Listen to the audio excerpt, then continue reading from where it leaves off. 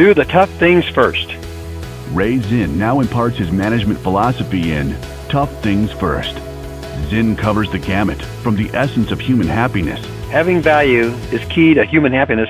to the downside of venture capital for entrepreneurs, Venture capital can be the antithesis of entrepreneurial spirit. the essence of entrepreneurial discipline.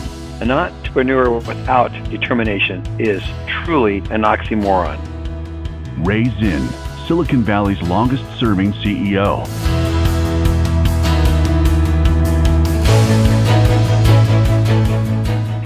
Policies. Nobody likes to write them. Some employees refuse to live by them. But Silicon Valley's longest-serving CEO knows how they work and how they occasionally don't work. In this episode of the Tough Things First podcast, Zinn discusses how policies can actually cause problems within an organization. Policies are just one of the rather exhaustive list of leadership issues that Ray discusses in his book, Tough Things First. If you have not yet bought your copy and you find yourself in a leadership role, then your training is incomplete.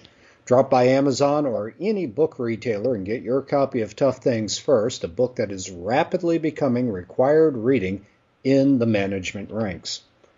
One of the stories in Tough Things First was how Ray started writing policies for Micrel, the company he founded and ran for 37 profitable years. So Ray, a hearty good morning to you. Well, thank you, Guy. Glad to be with you this morning. So Ray, I recall that when you started Micrel, you borrowed a policy and procedures guide from another company. Now, what were the benefits to rewriting another company's P&Ps instead of writing your own from scratch?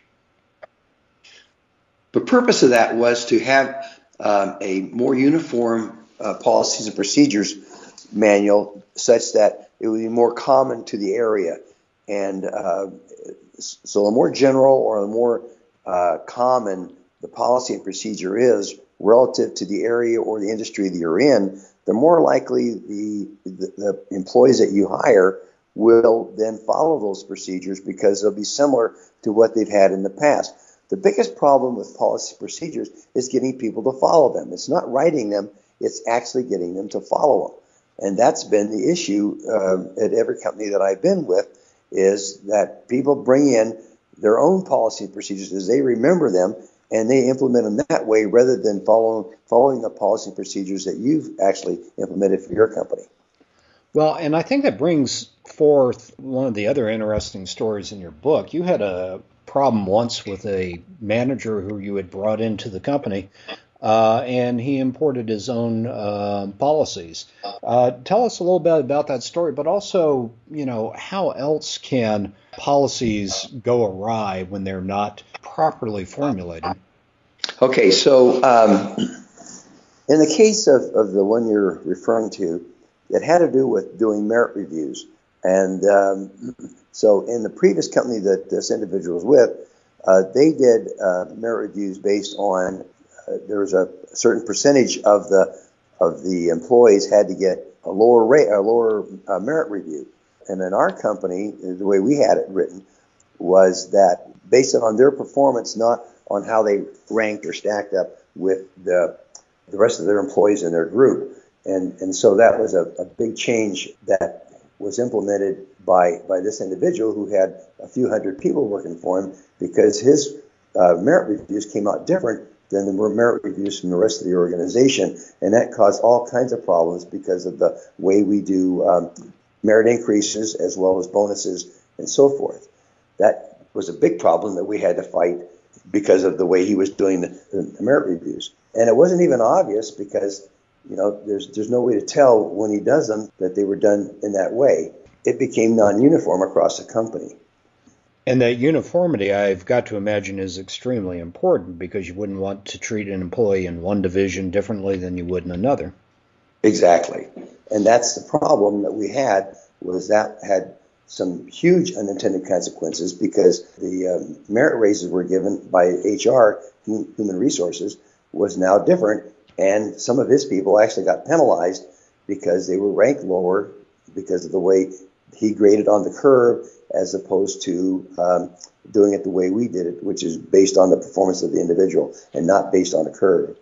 Now, I know a lot of your audience on this podcast are green entrepreneurs, people who are kickstarting their first business. Maybe it's the first time they've had to worry about having written policies. So for their benefit, tell us how you define what a policy is and what its true purpose is in an organization. The purpose of the policy is to bring uniformity. And so if the policy is not necessary to ignite uniformity in the organization, then don't write it.